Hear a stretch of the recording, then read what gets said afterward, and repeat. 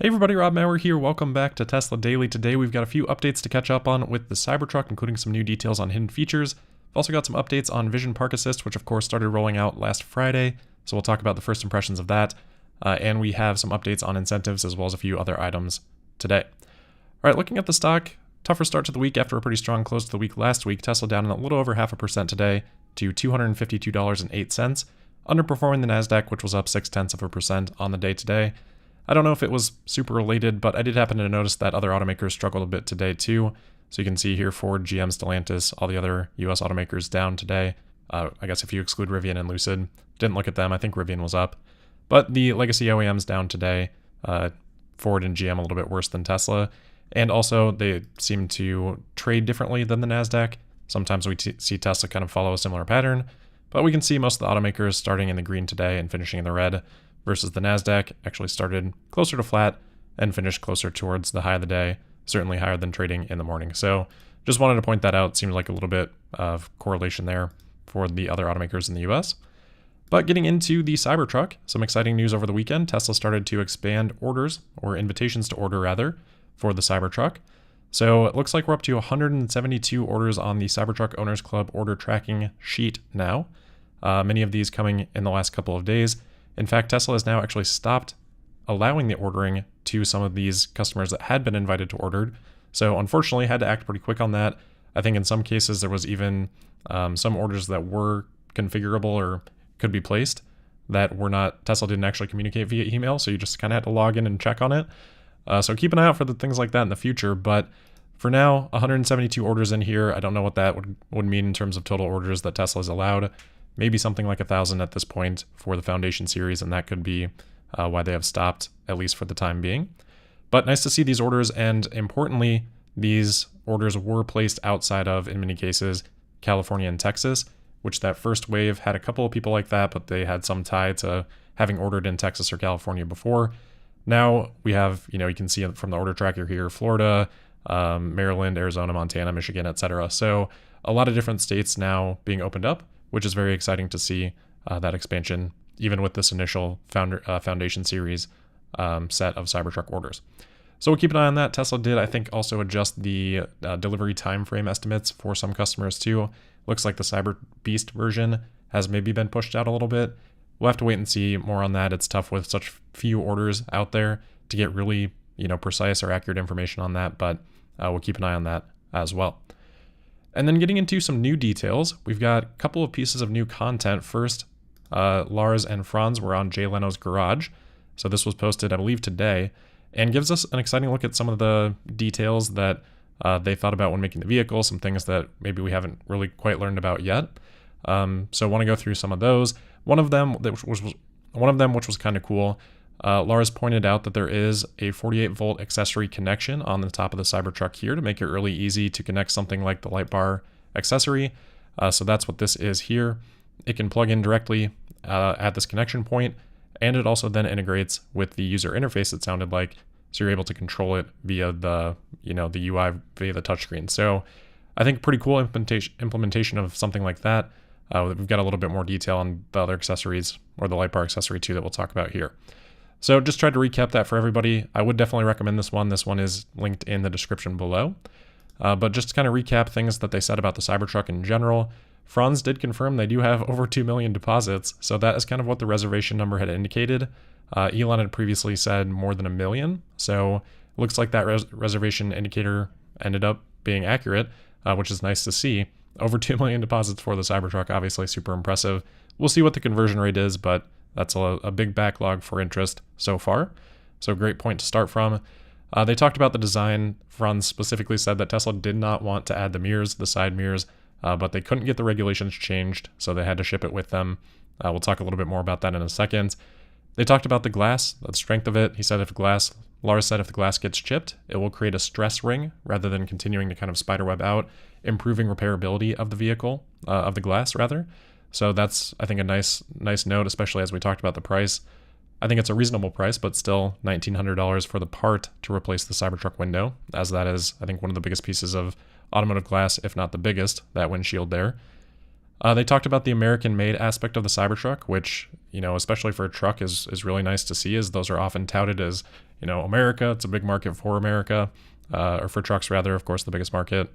So Lars assumes that this is, like Tesla's other vehicles, going to be joining the top 5 most American-made car index next year.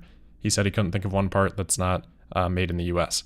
So we'll be excited to see that, and should be something that is probably made a little bit bigger of a deal out than it has been historically for Tesla vehicles. And then on supercharging, Lars did mention charging it up to 355 kilowatts. We've heard 350 before, so it's not a huge difference, but looks like maybe even there's a bit of capacity above that, like we have seen with V3 superchargers occasionally going a couple of ticks above 250. And then they talked about the wiper. Lars said that the 48-volt architecture helped make the wiper possible. In the interview, he said that that could take up to 600 to 800 watts of power, but he later clarified that on X here to around 120. So not quite that much, but still something that would be very aided by the 48-volt architecture in terms of bringing that power to the wiper.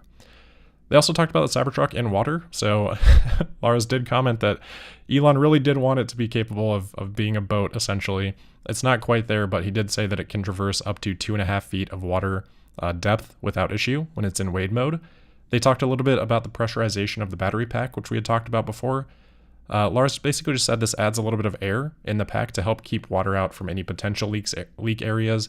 So we've talked about the waterproof rating and how that, I think, steps it up. And that's what the addition of air is helping do there. And he did happen to say that the Cybertruck, quote unquote, almost floats. And a little bit tongue-in-cheek, a little bit serious, as we sometimes see from Tesla, he said that you could add some buoyancy and use the 220-volt outlet to add an onboard motor or an outboard motor on the back, and use it as a boat if you wanted to.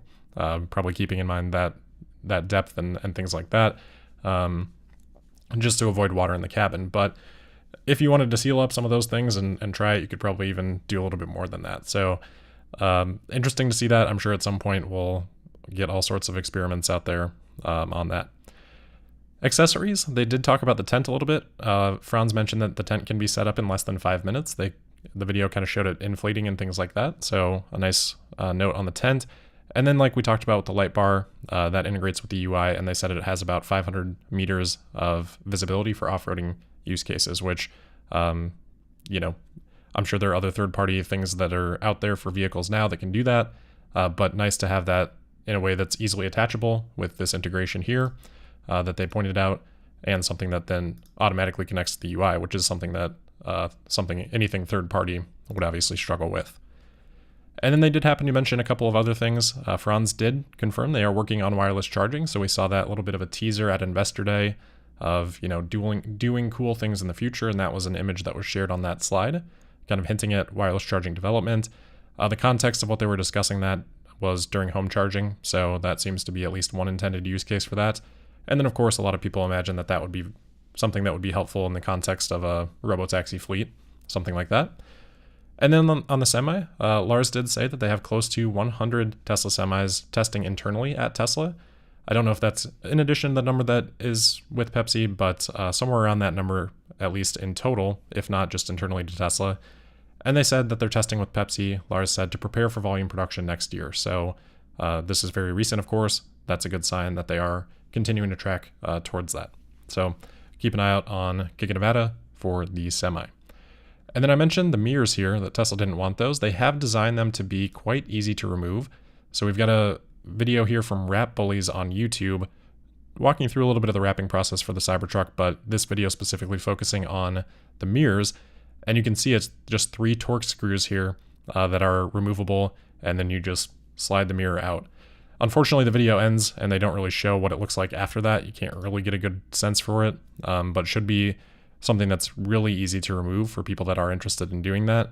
And then, if any sort of additional covering needs to be put there, I'm sure third parties can help out with that if Tesla doesn't offer anything themselves, or maybe it just is fine without anything there. So for those that are interested in that, that should obviously improve the aerodynamic efficiency of the vehicle and help with range. If you are comfortable without having those side mirrors, of course, the camera's there to substitute. So a lot of cool details there. And then we got more, because we got the second part of Munro's interview with the Tesla team. So this was a factory tour with Lars. They showed a lot of cool stuff here. This particular screen is the laser cutter for blanks for panels. So looking at my notes here, they said that this laser cutter, the person describing it said, quote, "It cuts up to 30 microns, and it's the first laser of its kind to do that. Typically, these machines cut at 1 millimeter. This was a special development with Tesla and Schuler." So I assume he's talking about the precision of the machine there. 30 microns, that's 3% of a millimeter. So it's extremely small, 1/33 roughly of a millimeter. So just kind of shows, how detailed Tesla is getting with the manufacturing process here with the Cybertruck. They also talked about the stainless steel in general, how when they originally started out the design, it was 3 millimeters, 2.5 to 3 millimeters thick. They've been able to reduce that now to 1.4 millimeters on most of the panels and then 1.8 millimeters on the doors in terms of the thickness, while not having to sacrifice the required strength that they need. And of course, we've still seen the bullet resistance and things like that, those demonstrations. So nice to see that progress from sort of the initial concept in terms of what they've been able to accomplish there. Obviously, the thinner that material is, the more it's going to be, the cheaper and easier it is going to be to work with through the rest of the production process. So Lars talked about the micron precision that Elon had been pushing. Really, that is, something that is actually happening at Tesla. Here's a blank. This is the front trunk, the top of the front trunk area there. So they just use an optical spot checker here, and then they compare it at, again, micron levels here. Lars was pointing out some that were, within 20 microns and sort of around that level in terms of various levels of precision coming through from the optical image here. So just kind of cool to get some insight on what they're doing there. And then they also showed one instance of a door panel here being, going through that air bending process that we heard Lars talk about on maybe one of the earlier interviews with Munro or one of the other ones that they've done since, which, by the way, just exciting that we're getting this kind of access, and it's fun to hear from, broader portions of Tesla's team to give us, more in-depth details on a lot of these things. So cool to see that. Lars did say that they're only running one shift right now in terms of production, really just working on getting the quality down so that they can ramp up from there. His specific quote was that, "As you can see with all the equipment, we're ready to roll at a high volume. Now it's just how do we ramp, go slow, and get quality right." So good to hear that. And I think from what we've seen both at the delivery event when Tesla allowed some tours there and through some of this behind the scenes stuff, it definitely looks like Tesla's got this stuff in place, like Lars says, and just working on getting that speed up, which is hopefully exciting for the prospects of where things go from here. And then specific to the door panels here, Lars did mention that this takes about 75% of the side crash loads. So just kind of a nice little tidbit in terms of the, exoskeleton strength offered by the design of the vehicle there. So overall, really cool. Again, this one is also linked in the description, so I'd recommend both of those videos. This is a quick one, only about a half an hour, and Leno's Garage was about an hour. All right, and then we do have some first looks at the Vision Park Assist that we had talked about rolling out with the holiday update on Friday. So people getting their hands on this. This video from Ross Wynn was shared by Ashok from Tesla's Autopilot team. And here we can I think this video captures, what the feature entails pretty nicely. Particularly, you can see here these the lane lines and the parking lines and things like that visualized as well, which should be a nice help just in terms of being, aware of surroundings when parking. That definitely helps with that. So I think with the feature that Elon had alluded to too about them working on a design that would allow you to kind of diagnose and select a parking spot for the vehicle to be able to park itself, you can kind of see where something like that would come in alongside that. So Ashok said that this replaces the 2D obstacle band that customers had with high-resolution 3D reconstruction of Tesla's surroundings. This is an extension of our occupancy network with much higher resolution to help with tight parking maneuvers. So he also said that this is the first version of the technology. In the future, they're going to have, more improvements, better functionality, and things like that. So far, I think reception has been pretty positive. It's maybe not getting to feature parity. It's a little bit different than the ultrasonic sensor vehicles, which he also said, by the way, would eventually get a feature like this at some point. Of course, this is going to the non-USS cars right now, but in the future that will expand and obviously improve over time. So I don't think it's quite there yet, as we have seen with the vision-based Park Assist previously. That was not the 3D rendering and more of just replicating the ultrasonics. not quite up to the accuracy or the precision of the, I guess probably accuracy of the ultrasonics, but hopefully improving over time. And I think this is something that is going to satisfy people, or at least be more satisfactory to people that were looking more for that bird's eye top-down visualization, rather than being something that maybe satisfies people that had complaints about the ultrasonic removal. So again, hopefully over time that'll improve and help alleviate that. But I think overall, fairly positive reception with the knowledge that maybe it's not a complete replacement for that quite yet. All right, and then another, I guess, feature change here that has gotten a lot of attention today. Tesla has sort of removed the Disney Plus app from the Tesla Theater. It's not fully removed. If you had recently used the Disney Plus app, it doesn't actually get removed. And if you want it back, you can actually just go to disneyplus.com and then it goes back into the Tesla Theater. So a lot of the assumptions so far, I don't think we have any confirmation of this. There's been some rumors and things like that, but a lot of the assumptions so far is that this is kind of Elon pushing back on Bob Iger for them stopping advertising on X, which of course happened a few weeks ago. So there's been a little bit of a tiff there. If that's the reason that this change was made, I do think that's a little bit of a misstep. But I also think that the degree of it is relatively minor. Certainly in terms of, what is actually affected, it's really not much, right? Like if you actually use this, it's still there. So you're not going to notice any change. If you didn't use it, well, then it's not there, but you didn't use it anyway. If you want to use it, you can easily go get it back. So it's pretty minor in terms of the, again, effectiveness. The bigger concern is just what exactly caused the decision to be made. Is that decision the best foot forward for Tesla, which should be the decision that should be made? If it's not, then obviously that presents a problem in terms of what that implication would be. So we'll see. I'm willing to give Tesla more than a day to to kind of see what happens here, but we'll keep an eye on that in general. And then the next few things we've got, or I guess a quick one here. We heard today from a LinkedIn post, I guess a few days ago, I think Sawyer brought attention to this on X today, that the LA Sanitation Department has added about $1 million worth of Model 3s, 22 different Model 3s to their fleet, basically just because they found it to be the best all-around vehicle that they could add for those price points and a lot of things with the order process. So highlighted the cost for the range that they're getting, highlighted the efficient ordering process from Tesla, no restricted ordering windows like they've seen on other fleet orders in the past, seamless communication with the Tesla team, which is nice to see because oftentimes an area that gets criticized for Tesla, and fast delivery. They say it only took 14 days to deliver all these vehicles after placing an online order, compared to legacy OEMs where in some cases could take 3 to 6 months plus a couple months for delivery, and then sitting on dealer lots for any sort of attention to minor details and things like that. So 14 days compared to that, obviously night and day difference.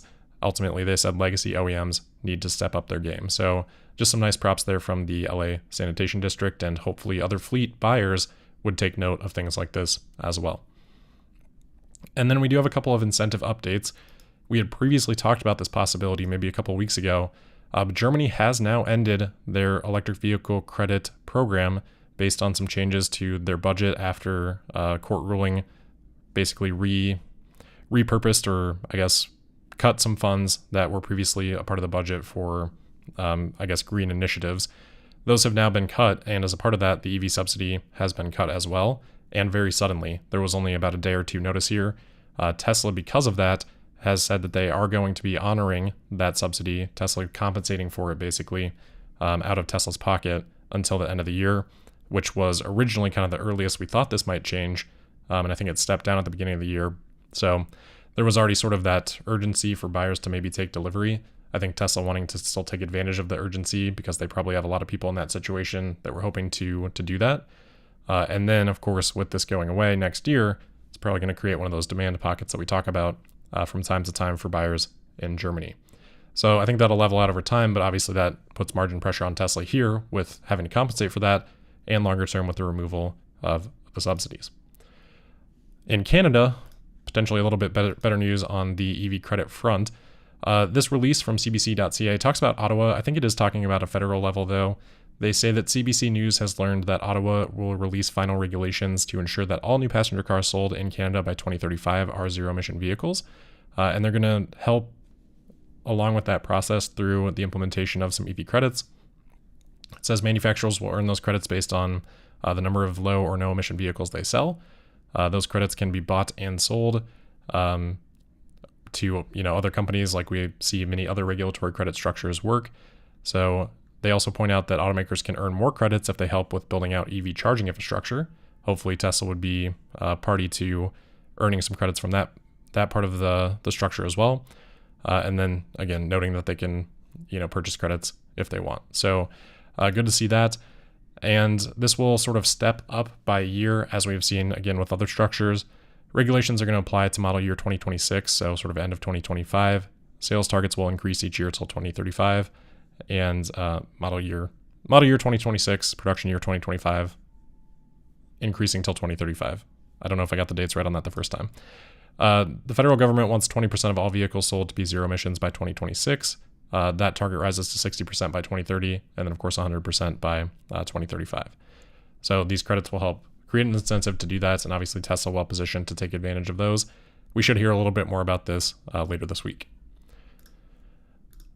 Minor point here, but automotive news via Reuters reporting that the head of NHTSA has stepped down. So this is right after, of course, the Tesla recall for the autopilot updates and things like that. The headlines or description of this kind of pairs it. It's really not paired, I don't think, because apparently she is stepping down because she was an acting head or a temporary head of the organization, and they are limited to being able to be in that position for 2 years, which we've now come to the end of, or getting close to coming to the end of.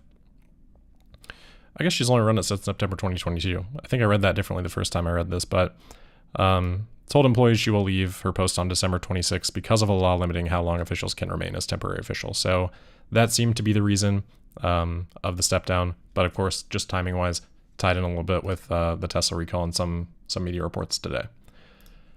In terms of the implications, tough to say. Could be good, could be bad. Depends on whoever steps into that position and their opinions. So we'll see on that. And then lastly, not specific to Tesla, but an update on X here. The European Commission has announced that they are opening formal proceedings against X under the Digital Services Act. So they're assessing whether or not X may have breached that act. They say that the proceedings will focus on a number of different areas here. Each individually I thought were pretty interesting, so we'll go through these. They say the compliance with the DSA obligations related to countering the dissemination of illegal content in the EU, relating to some of the things that have gone on, of course, recently. So they also add including in light of X's content moderation resources. That part, I think, focusing on just reports of, reports of X reducing headcount on things like content moderation. X has pushed back on some of those, but that's one of the areas that they're looking at. They also say the effectiveness of measures taken to combat information manipulation on the platform, notably the effectiveness of X's so-called community notes system in the EU, and the effectiveness relating to related policies, mitigating risk to civic discourse, and electoral processes.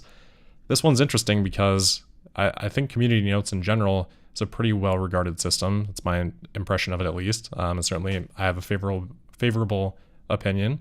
So I think seeing that as an area that's being investigated, it does seem a little bit of a double standard because, community notes, even if not perfect, and no system is, certainly seems like it would be better than the alternative of not having a system like that, which the vast majority of media or social media currently operates as.